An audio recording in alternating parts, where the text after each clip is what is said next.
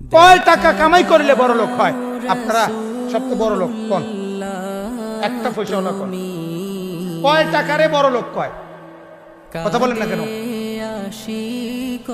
কয় টাকা হইলে মানুষ বড় লোক হয়? পৃথিবীর কোন বইতে আছে এই কথা? বলো না ভাইয়া, শিক্ষিত ছেলে বলো। পৃথিবীর কোন বইতে আসেনি বড় লোকের কোন সংজ্ঞা? তো বড় লোক কেমন হবে? কোথাও তো এই কথার কোনো লিমিট নাই যে 1 কোটি টাকা হলে বড় লোক বলে। 1 কোটি টাকা নিয়ে কেউ যদি দুবাই যায়, 10 দুবাইয়ের একটা মার্কেটে 1 কোটি টাকা তো কিনা 100 টাকার ভ্যালুও নাই। যে পরিমাণ বিলাসিতা সেখানে। ইউরোপে গেলে তুমি যখন দেখবা 80 তলা বিল্ডিং, তো তোমার 5 তলা বিল্ডিং রে কি মনে হবে? মশার ঘর আর মাছির ঘর ছাড়া আর কিছু মনে হবে? কেউ গনার ধরে এগুলো? আমি তো নিজে দেখছি সৌদি আরব 8 তলা বিল্ডিং এর ছাদের মধ্যে ছাগল ফালে, ভিতরে রুমের ভিতরে ছাগল। এটা কি কোনো কিছু? এটা বিষয়? এটা এই জন্য ভাইয়া বাপ রাগ হইয়েন না, আমি শুধু বিবেক জাগানোর জন্য বলছি, মূলত লজ্জা দেওয়ার জন্য না ভাইয়া, মূলত তোমার অনুভূতি জাগাইতেছে। তুমি তো পড়ালেখা করছো, তুমি তো 2-4 লাইন পড়ছো ভাইয়া, বিবেক আছে তোমার। তোমার বিবেক কেন বলে না যে আমি সাজলাম কি কি ডিজাইন এটা আমার জিন্দেগি কি? এটা ঘুমের কোনো টাইম নাই, ঘুম থেকে উঠার কোনো টাইম নাই, গপ মারতে আসে তো মারতে আসি, আড্ডা দিতেছি তো দিতেই আসি, চলতেছি তো চলতেই আসি, বন্ধুদের সাথে চলতেছি তো চলতেই আসি, মোবাইল টিপতেছি তো টিপতেই আসি, টেলিভিশন চাইতেছি তো চাইতেই আসি, মাইয়ার পিছনে হাঁটতে আসি তো হাঁটতেই আসি, প্রেমের আলাপ করতে আসি তো করতেই আসি। এটা কি ধরনের জিন্দেগি? জিন্দেগির একটা আগা মাথা থাকবে না? একটা উদাহরণ দেব।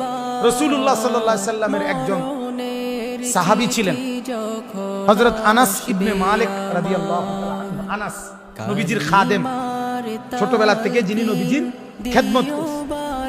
তো হযরত ওমর রাদিয়াল্লাহু তাআলা আনহু যখন খলিফা ছিলেন, নবীজির ইন্তেকালেরও বহু পরে, তখন রোম রাজত্ব মুসলমানরা বিজয় করছেন।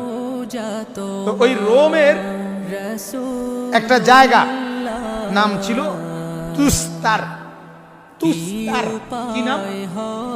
এই জায়গায় যখন মুসলমানদের সাথে কাফেরদের যুদ্ধ হয়, ওই যুদ্ধটা বড় তীব্র, মারাত্মক সাংঘাতিক একটা যুদ্ধ ছিল। এতটা ভয়ঙ্কর যুদ্ধ হয়েছে যে ওই যুদ্ধে মুসলমান সাহাবীদের যুদ্ধের কারণে সারা রাত সারা দিন যুদ্ধ করতে করতে ফজরের ওয়াক্তে, ফজরের নামাজ যখন ওয়াক্ত চলে, এই টাইমে যুদ্ধ এত তীব্র লড়াই চলতেছিল, সাহাবায়ে কেরামের কেহই ওই দিন শুধুমাত্র জীবনে এই যুদ্ধের দিন, তুস্তারের যুদ্ধের দিন ফজরের নামাজ যথাসময়ে পড়তে পারে নাই। বরং যুদ্ধ সমাধা হইতে হইতে, বিজয় হইতে হইতে সূর্য উঠে গেছে। এরপরে মুসলমানরা বিজয় লাভ করছে, যুদ্ধ শেষ হয়েছে। এরপরে মুসলমানরা কাজা, ফজরের নামাজ কাজা পড়ছে। কি পড়ছে কোন? এই ঘটনা কিতাবে আছে। পরবর্তীতে সাহাবায়ে কেরাম যখন নিজেদের মধ্যে যখনই কোনো কারণে ওই যুদ্ধের ঘটনা বলতেন, তখন এই যুদ্ধের নামও বলতেন। মানে ঐতিহাসিক যে বড় বড় যে কয়েকটা যুদ্ধের মতো এই ঘটনা নিয়ে যখনই আলোচনা উঠতো, মানে কথা উঠলেই, নাম এটা বাইর হইলেই নিজেদের মধ্যে, এই কিতাবে আছে ইতিহাসের, হযরত আনাস রাদিয়াল্লাহু তাআলা আনহু সাথে সাথে চিৎকার দিয়া অজরে কাঁদতে শুরু করতেন। তখন অন্যান্যরা বলতো, আনাস তুমি কাঁদছো কেন? এটা তো সেই যুদ্ধ যেই যুদ্ধে আল্লাহ তাআলা তীব্র লড়াইয়ের পরে আমাদেরকে তো বিজয় দান করছে, তো এনে কান্দার কি আছে? আমরা তো এখানে হারি নাই, আমরা তো জিতছিলাম এই যুদ্ধে। এই হযরত আনাস তখন কাঁদা কাঁদা চোখের পানি ফেলে মৃত্যু পর্যন্ত বলতেন, হায় এটাই তো সেই যুদ্ধ যেই যুদ্ধ আমার ফজরের নামাজ কাজা করায় ফেলছে। আজীবন পরবর্তী জীবনটা মৃত্যু পর্যন্ত এই একটা দিনের 1 ওয়াক্ত ফজরের নামাজ কাজা হয়েছিল জীবনে, ছেড়ে দেয় নাই, বাদ দিয়ে দেয় নাই, কাজা হয়েছে শুধু। পরে পড়ছে, এ কারণে মৃত্যু পর্যন্ত কাঁদতেন। হায়, এটাই তো সেই যুদ্ধ যে যুদ্ধ আমার ফজরের নামাজ কাজা করে ফেলে। যুবক, বলো তোমার জীবনে ফজরের নামাজ পড়ছো কতদিন, ছাড়ছো কতদিন? মহল্লার মুসলমানকে জিজ্ঞাসা করেন, বাপ ফজরের নামাজ পড়ছেন কতদিন, ছাড়ছেন কতদিন?